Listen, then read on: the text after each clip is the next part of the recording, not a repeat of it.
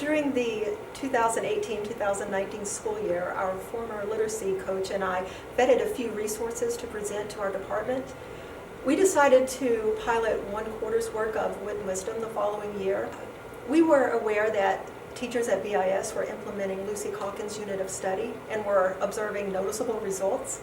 Therefore, we decided to pilot 2 units from that program as well as a quarter's worth of work from Wit and Wisdom. Dr. Dace and Mrs. Cooper graciously trained us in the pilots of units of study. And after several candid conversations and after trying Wit and Wisdom, we ultimately were not satisfied. We looked at a few different programs last year, and we liked bits and pieces of those, but we didn't want to go full on with any of them because they all had their strengths and their weaknesses. And one thing that I really like about this is that we're able to adapt our lessons to our students, depending on it, whether it's from class to class or we're not following a set script, and that's been really wonderful. The other thing I really like about having a curriculum that we're developing is that we don't always have that opportunity to kind of rest on our laurels at all, because we're not going to go back and be like, oh, it's just whatever that curriculum tells us to do that we have to read through. This is going to be something that I have to develop myself and have to come up with myself. And there's just not that opportunity to kind of give up on that and to be able to not give it your all for each lesson, which I really like. As we approached spring break 2020, that things really came unhinged, and for me personally, all of a sudden everything became possible. With COVID-19 coming in and completely wrecking the rest of that school year, we came together with really all the possibilities open because we were in, as everybody kept saying, unprecedented times. And as a group decided to write our own. And I honestly feel like at that point, all of the uncertainty took a lot of the limitations away.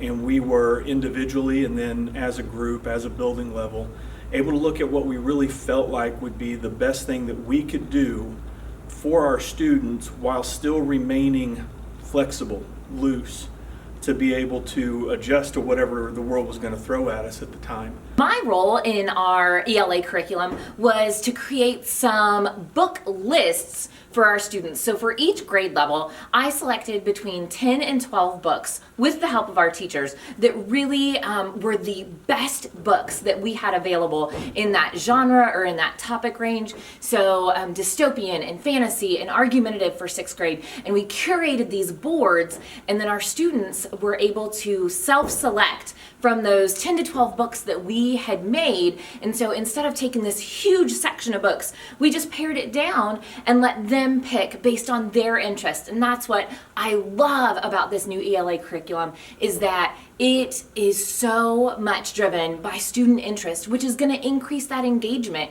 I have had so many students come in and tell me their stories about interacting with book clubs. So one kiddo came in and told me that she has been staying up late reading until 1, even 4 in the morning. It was not a school day, to finish her book and get ahead in the series. And then not just the series that she was in, but she has blown through 3 other book series since the fantasy unit.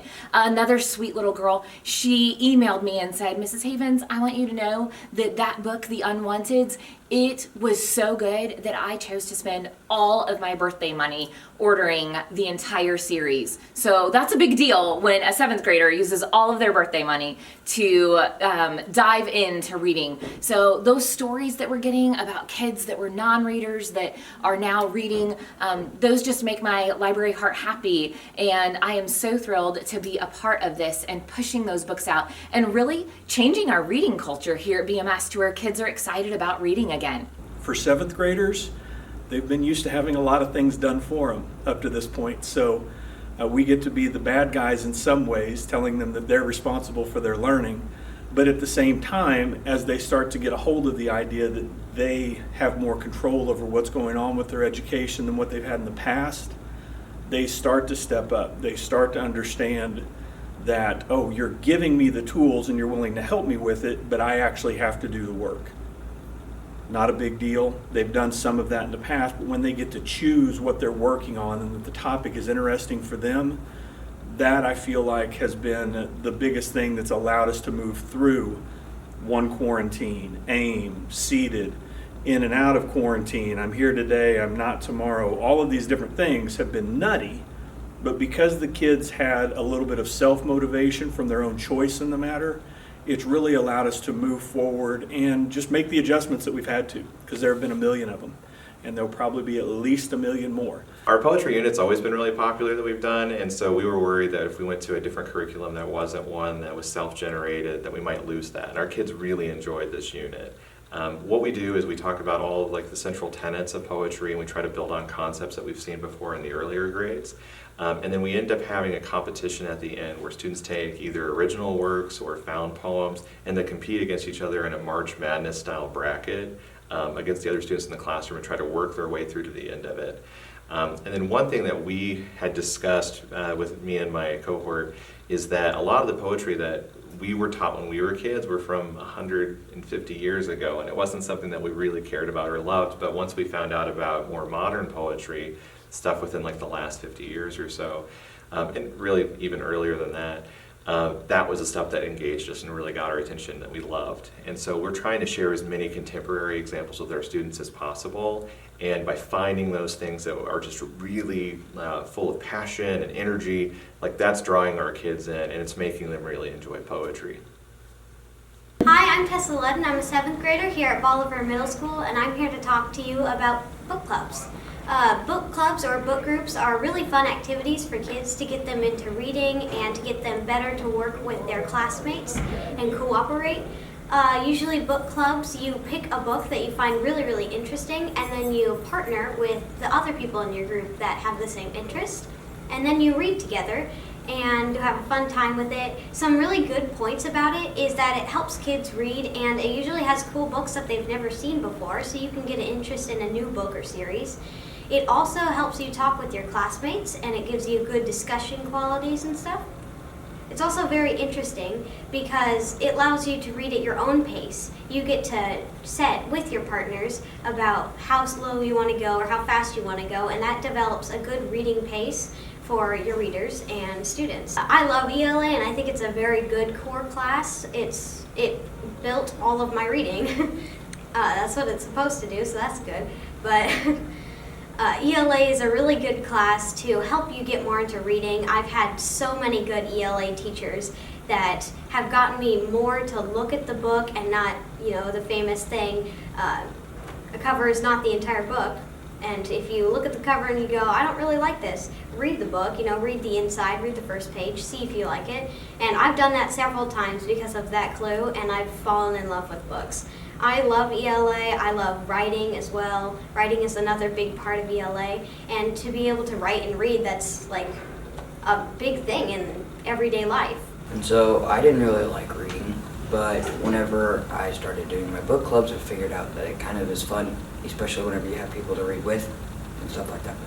And so whenever I started reading like sequels to books, it's a lot easier and you have something to experience and something to look forward to.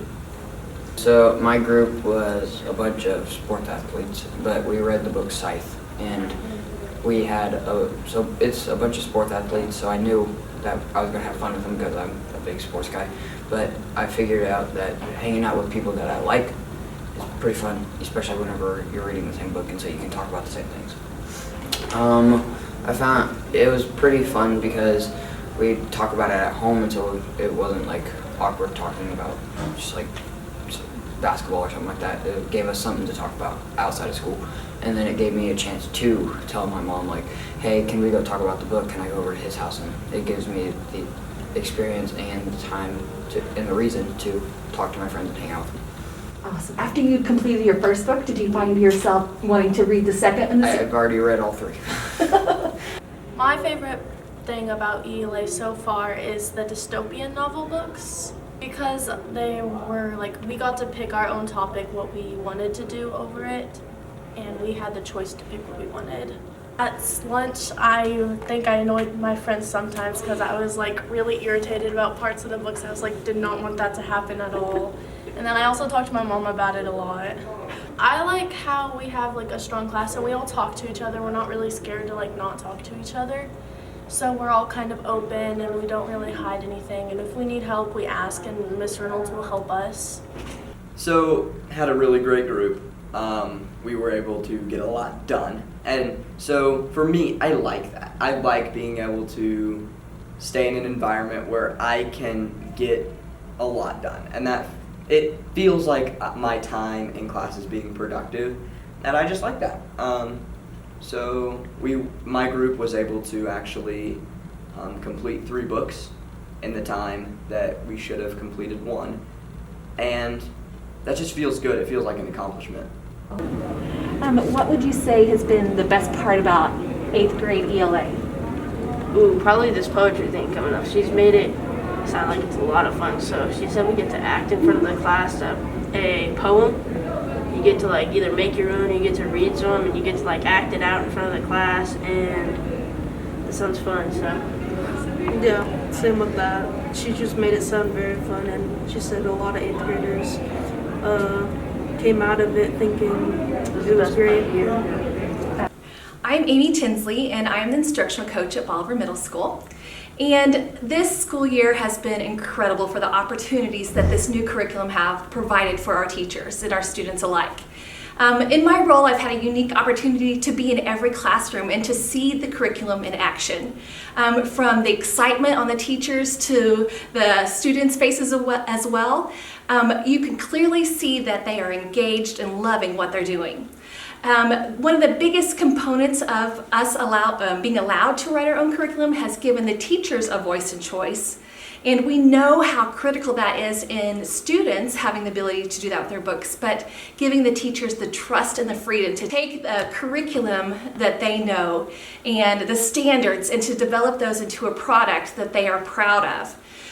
When this is all said and done and the year is over, I know that we're going to look back at what we did first quarter and what we tweaked for second and what we grew and developed for the last half of the year. I have no doubt that Bolivar is going to have a packaged product that they have put together that we can proudly say we created, we developed, and this was how it affected our students. We saw their growth, we saw their engagement, and not only just to spark their love of learning, but hopefully to be lifelong readers and learners as well.